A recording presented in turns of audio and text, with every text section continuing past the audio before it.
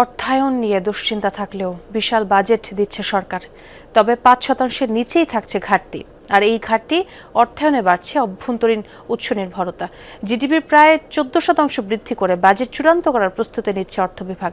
পরিচালনা সহ অন্যান্য ব্যয়ে ধরা হয়েছে ৬ লাখ কোটি টাকার বেশি। ৩ লাখ কোটি টাকার উন্নয়ন ব্যয় ধরে তৈরি হচ্ছে বাজেট, যা জিডিপির প্রায় ৪.৫%। বিশ্লেষকরা বলছেন অর্থের সংস্থান করাই হবে সরকারের সামনে সবচেয়ে বড় চ্যালেঞ্জ। রিমন রহমানের রিপোর্ট। ইউরোপ, এশিয়া, আমেরিকা যেখানে যাই, বিশ্বের ১৪৫টি দেশে আজ ফ্রুটো পাই। অর্থনীতিতে এখন নানামুখী সংকট স্পষ্ট। অসহনীয় মূল্যস্ফীতির চাপ, স্থবির কর্মসংস্থান এবং বিনিয়োগ পরিস্থিতি, জ্বালানির দুষ্প্রাপ্যতা সহ নানা কারণে টালমাটাল অবস্থা। কঠিন এই সময়ে এসেছে বাজেট। নতুন সরকারের প্রথম বাজেট নিয়ে তাই মেলাতে হচ্ছে নানা সমীকরণ। সবশেষ ২০০৬-৭ অর্থ বছরে বাজেট দেয় বিএনপি জামায়াত জোট সরকার। তৎকালীন অর্থমন্ত্রী এম সাইফুর রহমানের দেয়া সেই বাজেটের আকার ছিল মাত্র ৬৯,৭৪০ কোটি টাকা। গুরুত্ব পায় দারিদ্র্য বিমোচন, অবকাঠামোগত উন্নয়ন এবং অর্থনৈতিক প্রবৃদ্ধি অর্জন। ওই বাজেটে রাজস্ব ব্যবস্থাতেও ছিল নানামুখী সংস্কার পদক্ষেপ। ১৯ বছর পর সরকার গঠন করে আগামী ১১ জুন সংসদে পূর্ণাঙ্গ বাজেট দেবে বিএনপি সরকার।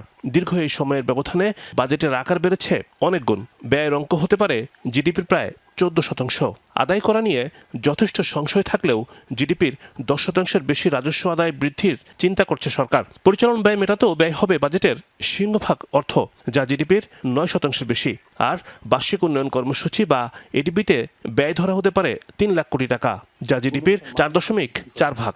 যে অর্থটা ব্যয় করা হচ্ছে, এটা কি সত্যিকার অর্থে আমরা আমাদের বর্তমান পরিস্থিতিতে এই ধরনের ব্যয় করার ক্ষেত্রে এটা কি অতি প্রয়োজনীয় কি না? কারণ যেখানটায় আমাদের রাজস্ব আদায় তো রাতারাতি তো আর রাজস্ব বাড়বে না। পরিচালনগত ব্যয় এবং উন্নয়ন ব্যয়, এটার গুণগত মান কতটুকু? যেমন আমরা সবাই জানি যে সরকারি অর্থের অপব্যবহার কিন্তু এবং দুর্নীতি, এটা কিন্তু সকলেই আমরা জানি। বাজেটের দুশ্চিন্তার নাম ঘাটতি অর্থায়ন। প্রস্তাবিত বাজেটে ৫%-এর নিচে রাখা হচ্ছে ঘাটতির অঙ্ক। এক্ষেত্রে অভ্যন্তরীণ উৎস থেকেই অর্থায়নে গুরুত্ব দিতে চায় সরকার। চলতি বাজেটের চেয়ে বৈদেশিক উৎস থেকে অর্থায়ন বেশি আশা করা হলেও পাওয়া কঠিন হবে। অন্যদিকে ঋণের দায়ও বেড়েছে অনেক। মেইন জিনিস হলো আপনার কতটুকু রিসোর্স আপনি মোবিলাইজ করতে পারবেন লোকাল রিসোর্সে, আর হলো বাইরে। তা লোকাল রিসোর্স এত কম, 7.5 বা 7.2 ট্যাক্স জিডিপি রেশিও দিয়ে আপনি কী করে আপনি নেবেন? আর যে বরোয়িং করবেন, বরোয়িং তো আমরা 40%-এর কাছাকাছি পৌঁছে বরোয়িং এখন করতে থাকবে। যেটা হবে বরোয়িং, এখন ডোনাররা কিন্তু আমাদের সফট ফান্ডের লোন আর তেমন দেবে না। সংকটকালীন সময়ের এই বাজেটে আয় ব্যয়ের হিসাব মেলাতে কঠিন চাপে অর্থ মন্ত্রণালয়। মধ্যপ্রাচ্যের যুদ্ধ অবস্থায় এবং বিশ্ববাজারে জ্বালানি তেলের মূল্য বৃদ্ধির কারণে ওলটপালট অবস্থায় দেশের অর্থনীতি। সীমাবদ্ধতার মধ্যেও স্বাদ এবং সাধ্যের সমন্বয় ঘটিয়ে বাজেট প্রণয়ন করছে সরকার। রিমন রহমান, যমুনা নিউজ, ঢাকা।